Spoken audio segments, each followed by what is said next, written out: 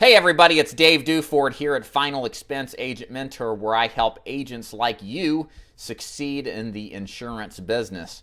And today I have the pleasure of reviewing Randall Baskin's Growing Rich, Success in Business and Success in Life Applied with Faith and Principles book, where Randall Baskin, the founder of American Continental, goes into detail about his life and his beginnings as a rural, poor person that lives in Middle Tennessee, to the point where in his life later on he sold American Continental to Genworth for $145 million. And so the purpose of this video is to really describe what I feel are the principles I derived from Mr. Baskin's great and fantastic work. I hope that all of you go out and buy his book. One of the things I learned from Tony Robbins early on in my self-improvement efforts is that Tony Robbins recommends two kinds of books. First of all, the technical type of reading that will help you become better at whatever it is that you're doing. And then number two, Tony recommends that you read biographies and autobiographies.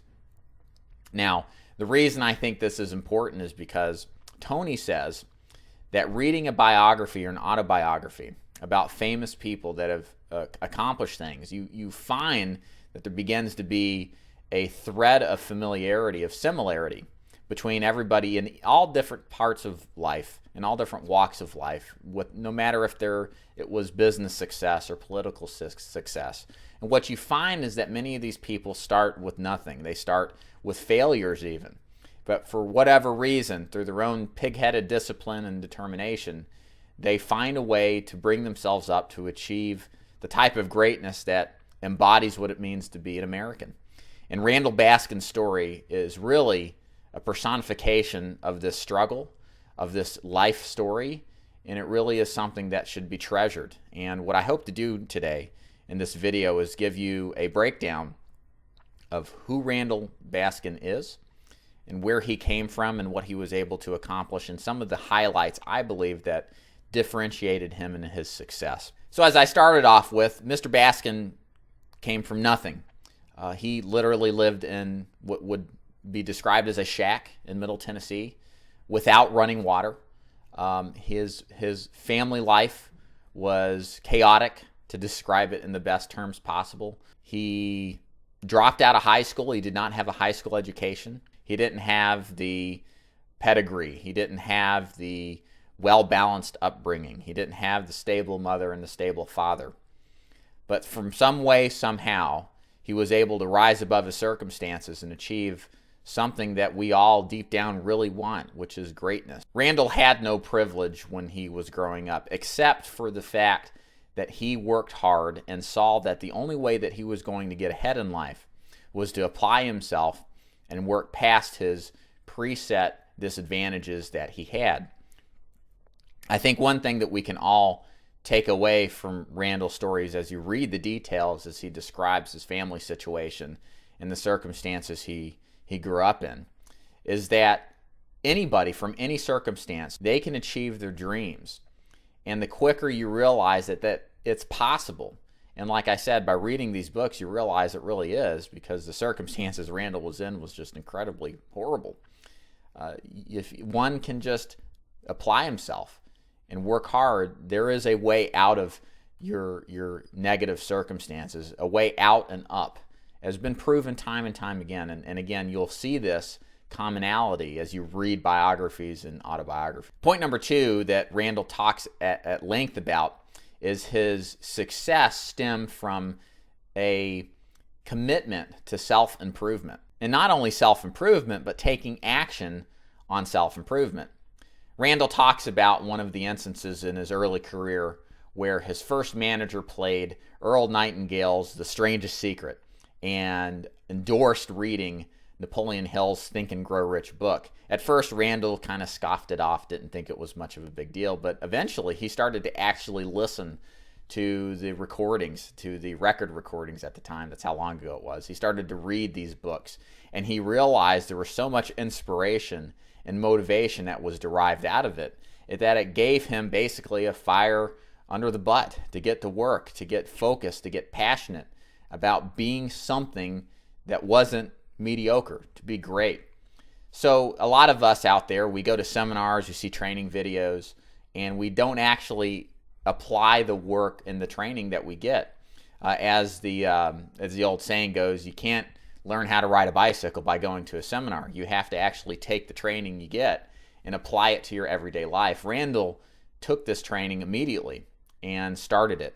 He lives by many of the creeds that these classic self-improvement trainers talked about, and really believes in the thought processes of Napoleon Hill, Earl Nightingale, and many others. So best lesson here in this case is you've got to take what you learn and apply it. It's not enough just to absorb the information. You have to actually go out there and apply it, like Randall did in all of his circumstances, as he was a top salesperson, top regional manager, had a top selling Medicare supplement policy, and eventually an extremely successful life insurance company that sold life insurance, Medicare supplements, and other things like that. Another interesting point that I gathered from Randall is that despite this tremendous level of success, as many of us early on in our lives, when we see somebody successful, we look from the outside in, we think, well, they're lucky that they got that way, or what they have achieved, they were given it. We think and try to come up with these conclusions about where people are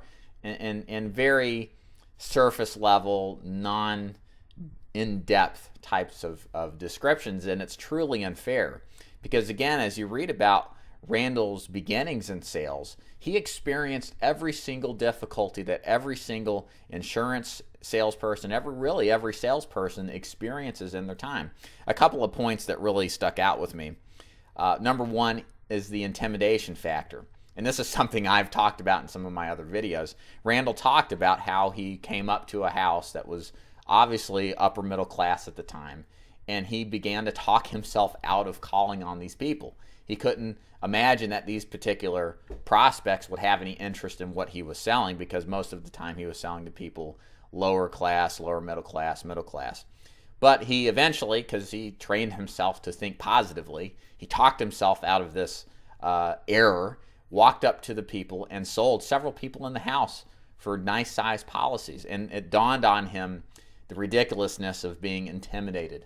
One needs to be committed and not necessarily talk themselves down, as we all are our worst competition, as it seems. The other thing Randall talked about is that at one particular instance, on a Friday afternoon, he had sold very little the entire week and was very motivated to just hang the hat up and have a nice weekend and get back at it on that Monday, as most insurance agents and most sales reps do.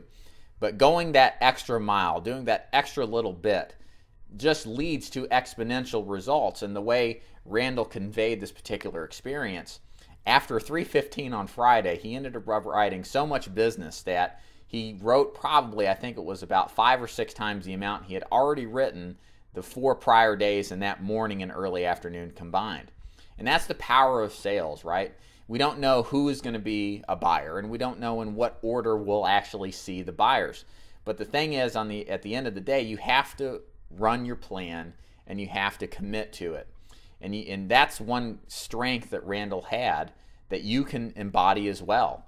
You know, when you feel the urge to quit, just go that extra mile, see that extra person. Because most likely behind that door is that prospect that's going to make your week even, just like it did for Randall. So don't give up, fight through the resistance, and you'll see a lot better results. So last thing I'll mention here is that Randall is not just rich in wealth, but also rich in life. Randall has given a tremendous amount of his money, millions even, to good causes, including his church that he is a member of, and as well as Belmont University in Nashville. And he describes in detail how important it is to be giving a portion of your earnings towards the causes that you are concerned with, because of the feelings that it gives you and the good vibes that it gives you and how much of an effect it has on your life.